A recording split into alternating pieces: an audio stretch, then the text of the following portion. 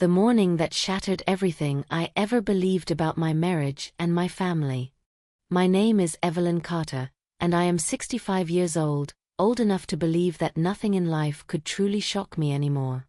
I spent more than 4 decades side by side with my husband Mark, building our little mountain lodge in the Colorado Rockies from a rundown wooden cabin into a cozy 8-room retreat visited by hikers, honeymooners, and families searching for quiet. I woke up that morning the way I always had for years, with the chill of early mountain air pressing gently against the windows and the faint groan of old timber settling beneath the weight of another dawn. I slipped on my sweater, tied my apron around my waist, and stepped into the kitchen to begin breakfast preparations for our guests, expecting nothing more dramatic than burnt toast or a late coffee request. Never in my life did I imagine that by the time the sun rose completely, the world I had built, my marriage, my trust, my sense of belonging would be fractured beyond recognition. Mark usually met me in the kitchen before sunrise. He always claimed he liked the smell of fresh bread long before it hit the tables. But that morning, the kitchen felt strangely hollow, the air too still, the kind of quiet that makes your instincts whisper that something is wrong without yet giving you the reason. I brushed it off, telling myself he was probably fixing a leaky pipe again or checking the furnace. Mountain lodges have their moods, and Mark was always the fixer. I finished arranging trays of fruit and pastries, then wiped my hands on my apron and stepped into the hallway to find him. The wooden floors creaked softly under my feet as I walked toward the guest quarters of the main house, the section where Mark and I stayed and where we occasionally hosted close family. The early light filtered through the windows in thin golden stripes, guiding me toward the hallway leading to the guest rooms. I heard voice slow, intimate, wrong. At first I thought I was mistaken. Maybe a radio was left on. Maybe one of our guests had woken earlier than usual. But the closer I moved, the more familiar the voices became. A man's voice. A woman's voice. A tone no married woman ever expects to hear outside her own bedroom. My heart began pounding before my mind even formed the words to explain what I feared. The guest room door was cracked open, just slightly, enough for the light inside to spill onto the wooden floor. I reached out to knock, still trying to quiet the unease rising in my throat. But something, intuition, dread, fate, stopped my hand before I touched the door. I leaned forward, barely breathing. Through that narrow sliver, that accidental window into the truth, I saw the scene that cracked something ancient inside me. Mark was sitting on the edge of the bed. And standing between his knees was Jenamy, future daughter-in-law. The young woman who had promised to love my son, who had spent weekends cooking with me in our kitchen, who called me Mom with a warmth I once believed was real. She wore a silk nightgown I had gifted her myself, thinking I was welcoming her into our family. Mark's hands were on her waist, sliding beneath the hem as if he had touched her 1,000 times before. And her lips were on his, slow, familiar, unashamed. I felt the floor tilt beneath me. The breath caught in my chest like a stone lodged between my ribs. I wanted to scream. I wanted to burst in and tear the world apart. Instead, I stood frozen, unable to move or think or even exist fully. They were whispering to each other in the kind of tone reserved for lovers who believe no one is watching. "We have time," she murmured. "Caleb won. Be back until tonight." Hearing my son's name leave her mouth, spoken so casually while she held my husband's shirt open, was the blow that knocked the air completely out of me. I stumbled back from the doorway, clamping my hand over my mouth to stop the sound rising in my throat, a mix of disbelief, pain, and the kind of heartbreak that feels too heavy for a human body. I turned, desperate to flee before one of them saw me. I didn't know where I was running, only that I had to breathe. I had to anchor myself before I shattered. But when I turned, I didn't just find empty hallway. I found my son. Caleb stood a few feet away, completely still, his face white as stone, his eyes red and hollow. He wasn't shocked by what he'd seen. He wasn't confused. He looked resigned. Broken in a way I had never seen in my child. "Mom," he whispered, barely audible, his voice trembling as if each word carried its own weight of grief. You saw it too." Tears blurred my vision. I tried to speak, but no sound came out. He stepped closer, his jaw tightening as though holding back years of pain. "It's been happening for months," he said quietly. "And there's something worse. Something I haven't told you." I felt the world tilt again.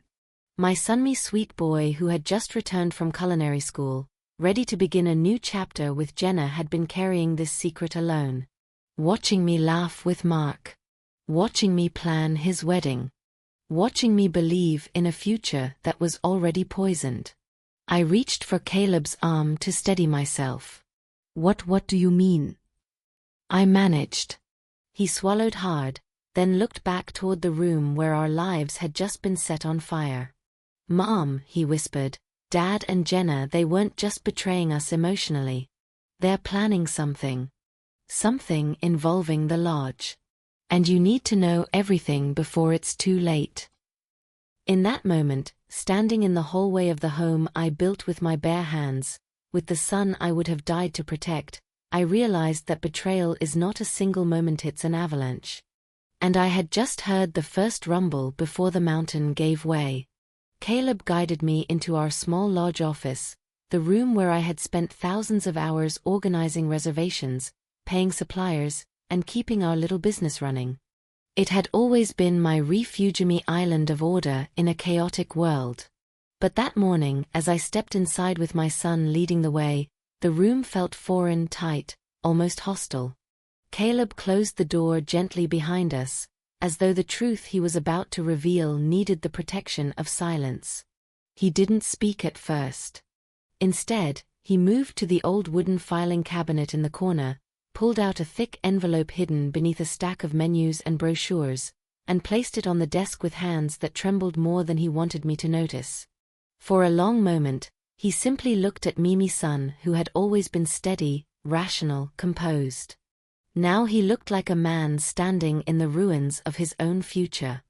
"Mom," he said, voice low and tight, "before I show you this, I need you to know something.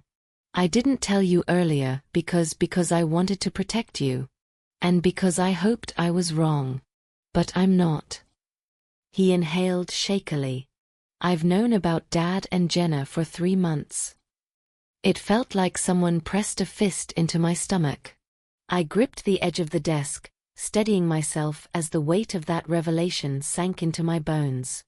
Caleb didn't give me time to drown in it. He opened the envelope and emptied its contents onto the desk: contracts, bank statements, property forms, photocopies of IDs, printed emails, even photographs. The papers scattered across the wood like pieces of a puzzle designed to break me. "This started when I noticed Jenna was too interested in the lodge's finances," he said. "She asked questions a normal fiancé would never ask: details about our insurance policies, property deeds, loan documents, even your personal signature habits." I blinked, stunned. "My signature habits?" He nodded grimly, picking up one of the forms. "She needed to learn how you write your name. Because, Mom, they've been forging it." He handed me a contract bearing my namey handwriting, or something frighteningly close. It took me several seconds to see the small differences, the slight mismatch in the curl of the Y, the uneven pressure at the end of the N. My breath caught. "Oh my God." "That's not all," Caleb whispered, pulling out another pile of papers. "Dad opened a shell company 2 years ago. A fake corporate entity. Jenna helped him file it. Slowly, piece by piece, he's been transferring ownership of the lodge, not to himself, not to you both jointly, but to that company. A company Jenna is tied to through one of her former employers." I stared at the logo on one of the documents. A polished, corporate-looking emblem for a luxury development group. It made no sense. Jenna was a chef, so I'd thought. She had told us stories of culinary school kitchens, late-night shifts, experimenting with new flavors in Portugal. Caleb tapped another photo. Jenna in a sleek pantsuit at what looked like a real estate conference, shaking hands with executives. "She never worked in restaurants, Mom," he said softly. "She worked for a property acquisition firm. They specialize in buying old historic lodges, flipping them into luxury resorts, then selling them for millions." I felt like I was falling, sinking through air that wouldn't hold me. Caleb continued, each word another strike against the life I had believed in. "They targeted Dad first. He was vulnerable, talking about retiring, complaining about the workload, dreaming of beaches instead of winters in Colorado. They dangled money in front of him. Jenna got close to me on purpose. None of it was real. Not the engagement, not the affection, not the future she promised."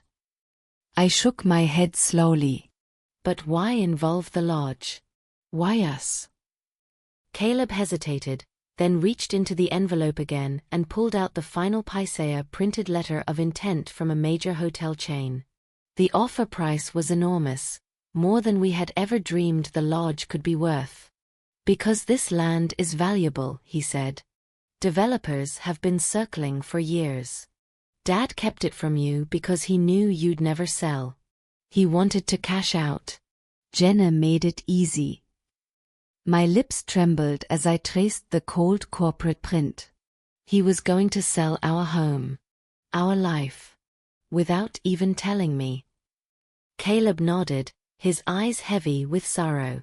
"And after the sale, Jenna planned to divorce me. She and Dad would split the profits, move abroad, and leave us behind." Something inside me cracked open, not just pain, but a cold resolve I didn't recognize as mine. It was fierce, sharp, almost primal. The instinct of a woman whose life is being stolen right beneath her feet. "How long have they been planning this?" I whispered. Caleb glanced away, shame flickering over his features. "Maybe a year. Maybe more. I only discovered the real plan 3 months ago. I confronted Jenna once, but she pretended it was all a misunderstanding. After that, I pretended I didn't know anything. I kept gathering evidence, waiting for the right moment." My throat tightened. "Why didn't you tell me sooner?" He looked at me with eyes that reminded me of him as a little boy, when he'd scraped his knee and tried to be brave. "Because, Mom, I didn't know how to watch you lose everything. I thought if I could stop them before it reached you, maybe you'd never have to hurt like this." I cupped his cheek and felt tears warming my fingers. "Oh, sweetheart, you shouldn't have carried this alone." He squeezed my hand. "We're not alone now, Mom. But we have to act fast. They're close. Really close. The final transfer is scheduled for after the wedding. That's why they rushed it. That's why Jenna came early. They need your forged signature on 2 more documents." I drew in a long, trembling breath. "Then they'll get nothing," I said, surprising even myself with the strength in my voice. "Not 1 inch of this lodge. Not $1. Not 1 moment more of our trust." For the first time since I'd seen Mark with Jenna that morning, I felt something other than grief. I felt fire. The fire of a woman who had spent her life building something with love only to discover others intended to steal it. "Tell me everything," I said. "Every detail. Every lie. Every step they've taken.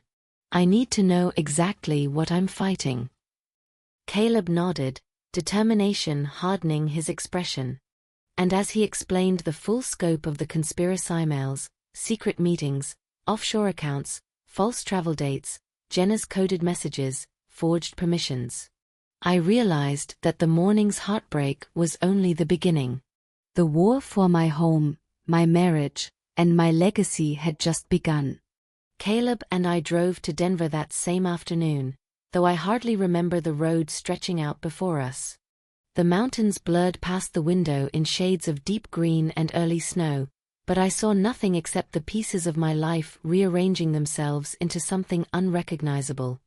My hands were clasped tightly in my lap the whole drive, not from fear of the road, but from fear of what we were about to uncover. It's a frightening thing walking willingly into the truth, knowing it may break you even more than the lie ever did. Our attorney, Richard Lyons, had been an old acquaintance of a neighbor who insisted he was discreet, meticulous, and particularly ruthless in cases involving real estate fraud. When Caleb called ahead, he agreed to see us immediately. That alone told me our situation was more dire than I'd allowed myself to accept. Richard's office sat on the 12th floor of a narrow building overlooking downtown Denver, the kind of place that smelled faintly of paper, old carpet, and a lifetime of secrets. He greeted us with a firm handshake and eyes that missed nothing, the kind of man who could read a person in 5 seconds and a contract in 2. I remember thinking that he looked like someone who had seen families torn apart 100 times and was no longer shocked by the ways people betray each other. "Come in, Mrs. Carter," he said gently after Caleb introduced us. "Let's take this one step at a time." His calmness felt like something I could cling to, a rope thrown into storm water. We sat across from him at a wooden desk so battered by years of use that the varnish had worn off in places. Caleb laid out the papers he had brought, the forged documents, the bank statements, the strange emails, even the photos of Jenna at those corporate events. Richard didn't interrupt. He examined everything with a growing seriousness that made my stomach knot tighter with each passing minute. When he finally leaned back in his chair, he tapped a finger on one of the forged contracts. "Mrs. Carter," he said, "what your husband has done is not simple marital misconduct. This is criminal fraud. And very carefully planned fraud at that." I felt Caleb stiffen beside me. I kept my eyes on the grain of the desk because looking anywhere else made the room spin. Richard continued, "Your signature has been forged on at least 8 documents. Some of these are preliminary setup. But 2 of them," he held them up, "are extremely serious. If these had been filed with the county clerk, you would have legally lost your share of the lodge without even knowing it." The room seemed to tilt for a moment. I gripped the arms of my chair. He was going to erase me from my own property? Richard nodded solemnly. "And finish the transfer through a shell company, one you were intentionally excluded from. Your husband and this woman Jenna have positioned themselves to take full control. Once the sale went through, you would have had no legal standing to contest it.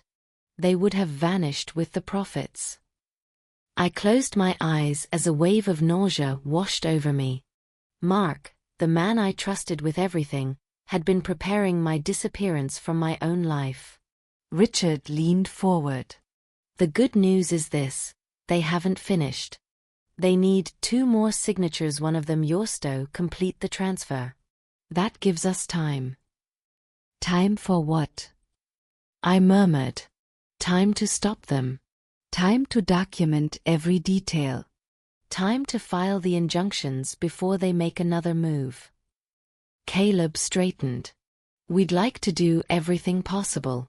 Whatever steps we need to take, we'll take them." Richard nodded in approval. "Good. Because this will not be easy.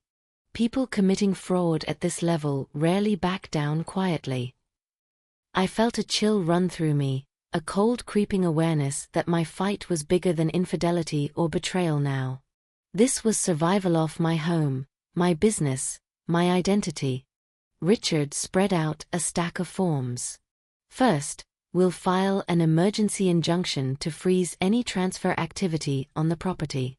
That prevents Mark from pushing anything through while we work. Next, we request a forensic handwriting analysis to legally confirm the forgery.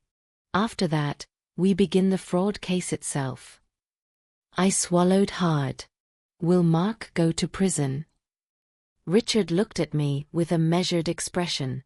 "If we pursue full charges, very likely." I didn't know how to feel. "Fury?" Vindikation?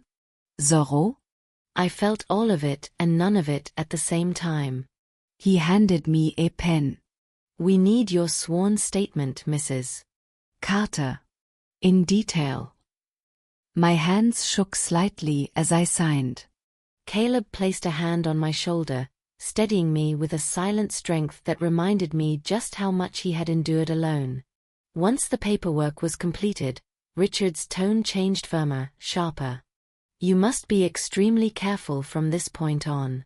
Neither your husband nor Jenna can know you've seen an attorney. Do not confront them alone. Do not mention these documents. Do not alter your routine. If they suspect anything, they may accelerate their plan. Caleb's jaw tightened. We can't let them get away with this. Richard nodded. And you won't. But you must play the long game. Appear normal. Calm. Unaware. That is your greatest weapon right now. I forced myself to breathe. Appear normal. Calm. Unaware.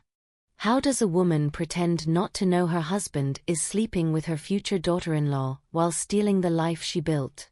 But I understood, rage would ruin everything. Seelensickhold, steady silence would protect us. Before we left, Richard added one final warning. This won't just be about legal action. People like Jenna and your husband, when cornered, are capable of escalation panic, manipulation, even fleeing. If you notice unusual behavior, contact me immediately. We stepped out of the office into the busy Denver street, the sound of traffic and city chatter striking me like a sudden slap back into reality. Life went on around us, people laughing outside cafes, businessmen hurrying with briefcases, tourists taking photos, while my own world felt like it was collapsing inward. As Caleb drove us back toward the mountains, the sky darkened with gray clouds gathering low over the peaks. I rested my forehead against the window, watching the storm roll in. My reflection stared back at me, older, harder, a woman I barely recognized. But beneath the exhaustion, there was something else beginning to glow like a coal buried in ash. A resolve I had never needed before. A fire awakening from years of quiet living. Caleb broke the silence. Mom, are you okay? I turned my head, looking at him not with despair anymore, but with something steadier. No, I said honestly. But I will be. And I meant it. Because now I knew the truth. I had a plan. I had my son by my side. And I would not let them take the life I built. When we arrived at the lodge and stepped back into the quiet wooden halls, I felt like a soldier returning to the battlefield. Jenna greeted us in the kitchen with her usual sweet smile. Mark asked casually about our trip. They had no idea the tide had turned. And I smiled back at them. Calm, pleasant, unsuspecting. While the storm gathered quietly behind my eyes. The days after meeting with the attorney stretched into a strange performance, one where every smile I gave was fake, every word I spoke rehearsed, every breath I took filled with the fear that Mark and Jenna might sense even the slightest shift in my behavior. I woke up each morning wondering whether it would be the day they made their move. And each night, I went to bed beside a man I no longer recognized, forcing myself to breathe evenly so he wouldn't feel the tremor in my chest. 3 days passed without incident. But my instincts were screaming, and instincts become sharp as blades when trust has been shattered.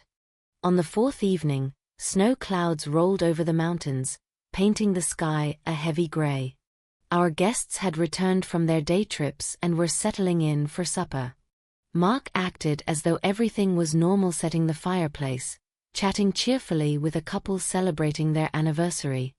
Jenna floated around the kitchen like a harmless breeze, offering help with dishes, humming softly while she wiped counters. But beneath her sweetness, I sensed the tension, like a violin string pulled too tight. After dinner, I excused myself to organize linens. In truth, I needed a quiet room where no one would see me tremble.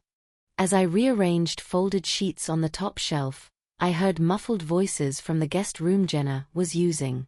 The door was closed, but the walls of our old lodge were thin enough that secrets rarely stayed contained. I froze, holding my breath, leaning closer as the conversation filtered through the wooden boards. "They're acting strange," Jenna hissed. "I swear Evelyn is watching me. And Caleb, too. He's been checking the office more than usual." Mark's reply was low, irritable. "You're overthinking it. She is clueless. She always has been." I flinched at the tat how easily he dismissed me, how blind he believed I'd been. But I forced myself not to react, staying perfectly still. Jenna continued, "We need to finish this. Soon. The buyers are getting impatient." Buyers. The word knifed through me. Mark sighed. I know. I'm working on it. I just need Evelyn to sign one more damn form. After that, everything moves fast." "Then push it," Jenna snapped. "We're too close to let anything slip." A long silence followed. Then Mark muttered, "Fine. I'll get her to sign it tomorrow." My blood ran cold. I left the linen closet as quietly as I had entered, my heartbeat pounding in my ears. I walked straight to the front desk where Caleb was pretending to review reservations. His eyes flicked to my face, and he knew instantly something was wrong. "In the office. Now," I whispered. He followed without question. Once the door closed behind us, I told him everything I heard. Caleb's face hardened, anger tightening every muscle in his jaw. "We need to call Richard," he said immediately. "And the sheriff's investigator. "If they try anything tomorrow." "We can't wait for tomorrow," I said. "They're accelerating their plan." Caleb stepped into the hallway to call the attorney privately.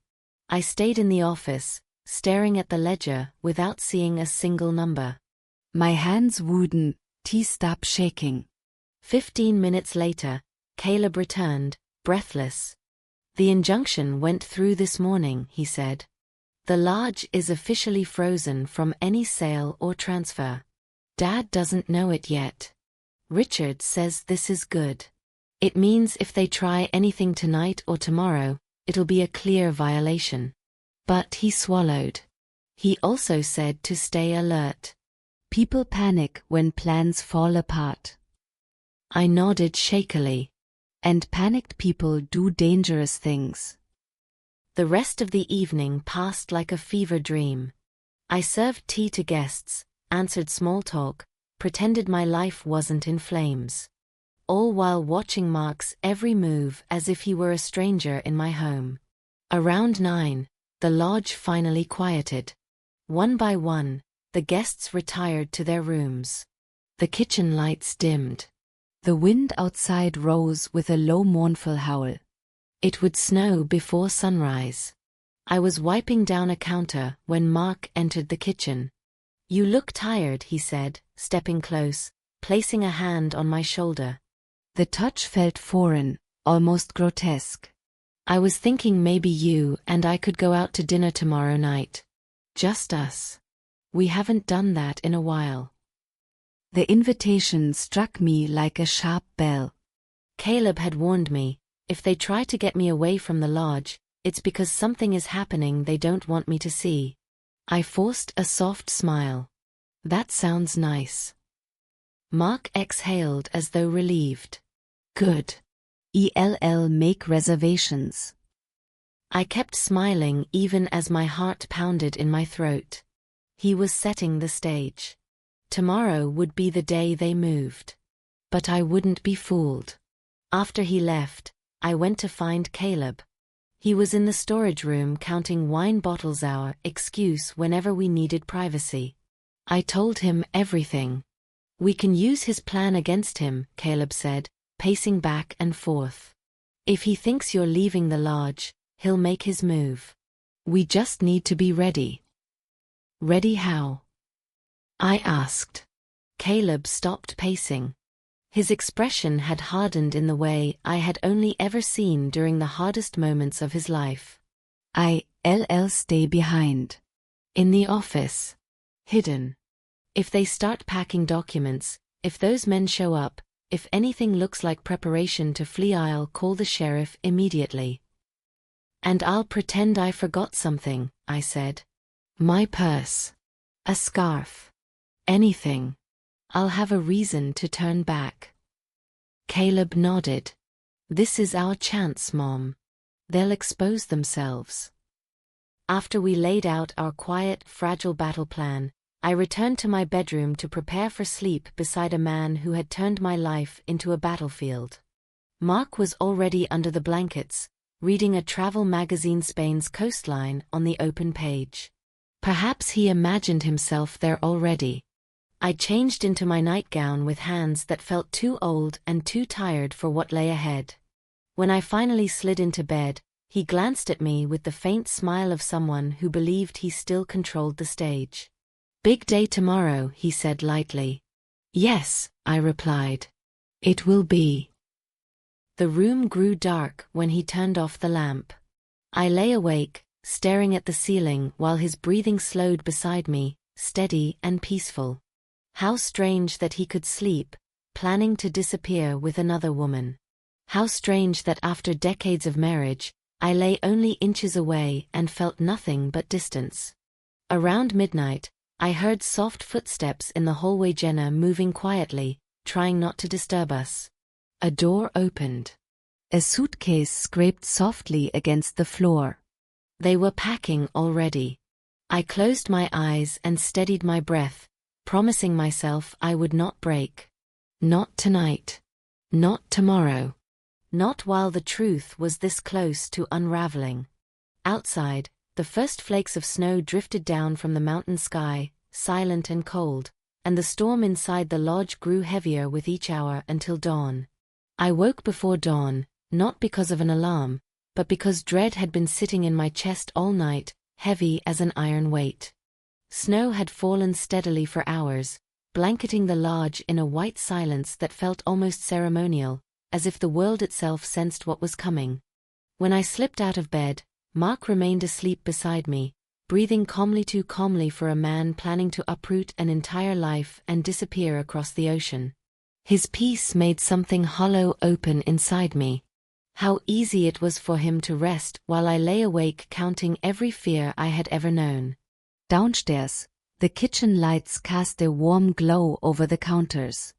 I moved, automatically cracking eggs, heating the skillet, slicing fruit for the guests, but every motion felt distant, like I was performing someone else's routine.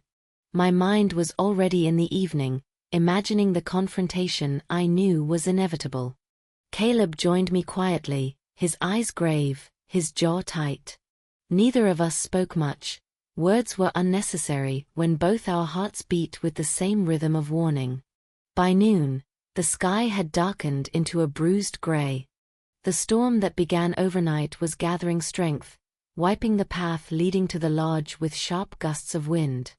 Guests spent the afternoon near the fireplace, sipping cocoa and reading. Mark wandered between them, smiling, shaking hands, recommending hiking trails they'd never see today. And Jenna, she was a master of deceit, moving gracefully through the lodge with her soft voice and kind eyes, but her composure faltered whenever she thought no one was looking. I caught her glancing out the windows too often, checking her phone, pacing near the guest room where her suitcases were already hidden beneath the bed. At around 5, Mark walked into the lounge and clapped his hands lightly. "All right, Han," he said, his smile too bright, too practiced, "we should get going soon." Dinner reservations at 6. I felt Caleb's gaze on me from across the room, a silent question. "Are you ready?" "Yes," I told Mark sweetly, "just let me grab my purse." I walked toward the stairs slowly, deliberately. The moment I reached the top, I ducked into the hallway and moved directly to the office. Caleb was already inside, crouched near the filing cabinet with a clear view of the main house through the cracked door. His breath came sharp and controlled. "I'll watch everything," he whispered. If they start moving anything at all, I'll call the sheriff. And I'll be back soon, I whispered back, though my heart pounded so loudly I feared Mark could hear it from downstairs. I retrieved a random purse from my clothesline, old one I barely used, then descended the stairs with a bright, practiced smile. Ready, I said, slipping my hand into Mark's waiting arm. He squeezed it, and for the first time in months, I felt real fear coil inside me. How much danger was I in, walking beside a man who had been lying to me for so long? How much would he sacrifice, if cornered? We stepped into the snow-covered driveway, the cold biting into my cheeks. Mark brushed off the windshield while I pretended to check my phone, my eyes flicking back toward the lodge every few seconds. When we finally pulled away, I saw Caleb's silhouette move inside the office, our fragile anchor of safety. The restaurant Mark chose was a quiet place about 20 minutes from the lodge. As soon as we were seated, he ordered wine me favorite and watched me with a softness that made my skin crawl. I've been thinking a lot, he began, swirling the wine in his glass. About us. About the future. Every word felt rehearsed, strategically placed. I looked at the wine, then at him. Have you? He nodded. And I want you to know, Evelyn, the years we spent together meant everything to me. I know things got difficult lately, but I want us to look forward to something better. His tone wasn't loving, it was farewell disguised as tenderness. But before I could respond, my phone vibrated in my purse. I froze. Mark's eyes narrowed, sharp and alert. Expecting a call? It's probably nothing, I said lightly, reaching for my bag. But the moment I saw the screen, my blood went cold. A text from Caleb. They're here. 2 men. Packing documents. Jenna's directing them. Sheriff notified. I rose from my chair so quickly the table shook. 2 need to step outside, I said. One of the guests has a problem with their room. I forgot to tell them something important. Mark's face drained of color. Evelyn. Sit down. But I was already moving. I walked briskly out of the restaurant, my heart slamming against my ribs. As soon as the cold air hit my face, I called Caleb. What is happening? I whispered. They're clearing out the office, he said, panic bleeding through his voice. They're taking files, cash, travel documents, Mom. They found your jewelry in her suitcase. The sheriff's deputy is arriving now but told me to stay hidden until backup arrives. I'm coming back, I said, already heading toward Mark's car. No weit. Caleb hissed. Mom, don't confront them. But the phone slipped from my fingers as I saw Mark rush out of the restaurant, realization thunderstriking across his face. You know, he said, voice shaking as he approached me in the snow. You know everything. I stepped back. Yes, Mark. I know. He closed his eyes as if absorbing a blow. It wasn't supposed to happen like this, he murmured. You weren't supposed to find out yet. Yet. I repeated. You mean before you abandoned me? Before you stole the lodge? Before you ran away with a woman half your age? His face twisted not with guilt, but with desperation. You don't understand, he said. I was going to tell you. I was going to make sure you were taken care of. Taken care of? I snapped. You were stealing my life. He reached toward me, but I stepped back, refusing his touch. Sirens began to echo in the distance. Mark heard them too. His eyes widened in panic. No, he whispered. No, Jenna, she is not ready. We need more time. There is no time left, I said. This is the end. Police lights illuminated the snow as patrol cars veered into the lodge's driveway far behind us. Without another word, I turned and ran toward our car, leaving Mark stranded in a storm of consequences he had created. 20 minutes later, when I arrived back at the lodge, the scene unfolding outside was the kind you never forget. Snow whipped through flashing red and blue lights. Officers moved quickly and decisively. Jenna was already in handcuffs, her face ghost pale as she sat in the back of a police cruiser. 2 unfamiliar Menher hired accomplices were pinned against another vehicle, wrists secured behind their backs. Boxes of documents, stolen cash, and my jewelry lay scattered across the hood of a deputy's SUV. Caleb ran toward me through the snow. "Mom, are you okay?" "I'm fine," I said, though the trembling in my legs told the truth. Behind him, another set of officers escorted Mark out of our old pickup truck, his wrists cuffed, his head bowed. But when his eyes met mine, I saw something raw: fear, regret, maybe even a plea for forgiveness. Or maybe just the realization that everything he gambled had been lost. The sheriff read him his rights while snow collected in his hair. "Mark Carter, you are under arrest for fraud, falsifying legal documents, and attempted asset theft." Mark's gaze locked on mine as if begging me to intervene, but I stood motionless, the cold settling deep inside me. He had chosen this path long before today. Jenna screamed as another officer shut the cruiser door. This wasn't supposed to happen. She wasn't supposed to find out. But I did. And it saved my life. As the last of them were driven away, the lodge stood behind me like an old friend weathered by storms yet unbroken. Snowflakes drifted softly over its wooden beams, over the steps Mark once repaired with pride, over the porch where we had welcomed thousands of guests. For the first time in months, maybe years, I saw it not as a prison of memories but as a home that could still be mine. Caleb placed his arm around me. "It's over, Mom."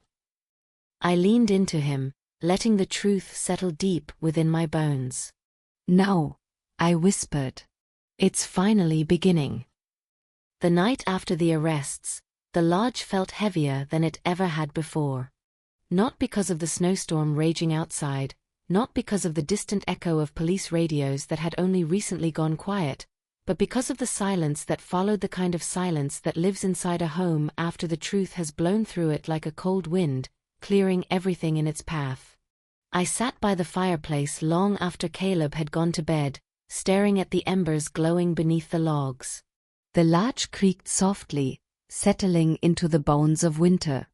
For the first time in 43 years, Mark's absence felt real, not like a trip he might return from, not like a night he stayed late fixing a broken water heater, but like a chapter that had ended without possibility of turning back. My wedding ring felt heavy on my finger. I slipped it off, laid it on the coffee table, and watched it glint under the firelight, an object that once meant forever and now meant something closer to survival. The days that followed were a blur of procedures, legal statements, reporters trying to sniff a scandal, and the delicate balancing act of running a lodge that still had guests who knew nothing of the tragedy unfolding behind the scenes. Caleb stood by me through every moment. He handled the lawyer meetings, the property assessments, the court orders freezing assets, and the countless, exhausting calls with insurance and investigators. I handled the lodge, the guests, the quiet dignity of the home Mark had tried to dismantle. Word got out, as it always does in mountain towns. Locals began dropping off casseroles, pies, and handwritten notes at our front desk. Some offered condolences, some offered gossip disguised as sympathy, and a few offered outright anger on my behalf. But Caleb and I stayed focused. We weathered each day the way one weathers a storm, one step at a time. It took months for the case to move through the system. Jenna's lawyers fought viciously, painting her as a misled pawn who had simply fallen in love with the wrong man. But the evidence Caleb collected, emails, forged papers, financial logs, the very documents she had been caught stealing, made her lies collapse in court. She was charged with fraud, conspiracy, and theft. The 2 men she hired faced additional charges involving identity falsification and attempted interstate flight. Mark took a plea bargain. It was the only way to avoid a trial that would have torn our lives open even more publicly. When the judge announced his prison sentence 4 years, with possible reduction for cooperation, I sat in the back row of the courtroom, hands folded tightly in my lap, feeling a strange mix of grief and relief flood through me. He didn't look at me when they placed the cuffs on him again. Maybe he couldn't. Or maybe he didn't know how. After the sentencing, life didn't magically become easier. But it became clearer. My divorce was finalized faster than I expected. The judge granted me full ownership of the lodge, full access to the accounts once hidden, and complete control over the business Mark had nearly cost us. Caleb moved into the spare room beside the office, helping me with chores, repairs, expansions, and hosting duties. Some nights he cooked dinner for us both. Others we simply sat together in silence, watching snowfall layer itself across the porch railing, grateful simply to breathe without lies surrounding us. Then one morning, 6 months after everything, a letter arrived. I recognized the handwriting immediately. It was shakier than it used to be, the ink inconsistent, the lines slightly slanted. But it was Mark's. The man who had once written me love notes in Spanish, who left silly doodles on sticky notes beside the coffee pot. The man who kissed my cheek every morning for decades. The man who had ruined us. I took the letter to the rose garden behind the Lodgemy refuge. Spring had just begun to push through the soil. Tender green buds dotted the branches, and the air smelled faintly of thawing earth. I sat on the wooden bench overlooking the mountains and opened the envelope. Evelyn, it began. I don't expect forgiveness. I don't even expect a response. But I need you to understand how I lost my way. I read each line slowly, the wind turning the edges of the paper as if impatient to know the outcome. He wrote about how the weight of age had crept into his bones, how he felt left behind while the world heated up with newness around him. He wrote about boredom, about feeling invisible, about wanting one last chance to feel powerful. Jenna had offered him that. Not love, admitted that plainly, but an escape from the version of himself he saw in the mirror. And once he stepped into that escape, he didn't know how to turn back. He apologized for every lie, every forged signature, every whispered promise he made to another woman. He apologized for the life he had almost destroyed. Then the line that pierced deeper than the rest. The worst part of this punishment is not the sentence. It is the knowledge that the life I threw away was the only one that ever truly mattered. I folded the letter carefully, pressing it against my heart as the sun sank behind the mountains, turning the tips of the pines golden. I didn't cry, not then. Maybe I cried enough. Maybe grief had already carved its path through me too deeply to summon more tears. Instead, I felt something unfamiliar. Not hatred. Not anger. Something softer. Sadness, perhaps. And something even quieter, lingering like the last note of a song. Mercy. I stayed in the garden until dusk settled around me. When I finally rose, I felt lighter, not because I forgave Mark fully, but because I no longer carried the need to punish him. The world had already done that for me. My healing no longer belonged to him. It belonged to me, and only to me. In the months that followed, the lodge became something new.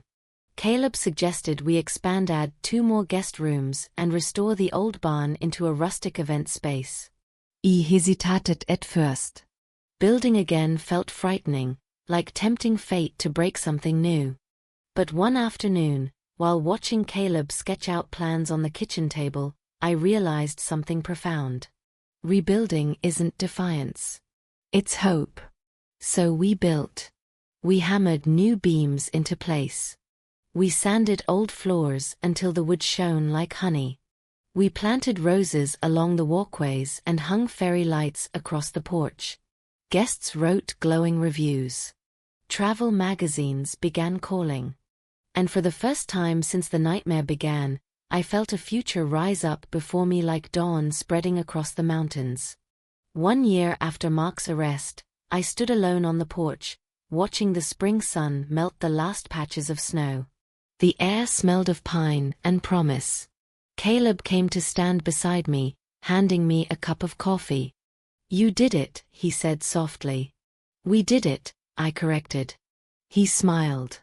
"So what now?" I looked out across the land I nearly lost, land built with decades of love, threatened by betrayal, saved by truth. And in that moment, the answer came easily. "Now," I said, "I live the life that's finally mine." And I stepped back into the lodge, the home I rebuilt not just with my hands, but with every piece of strength I didn't know I still had.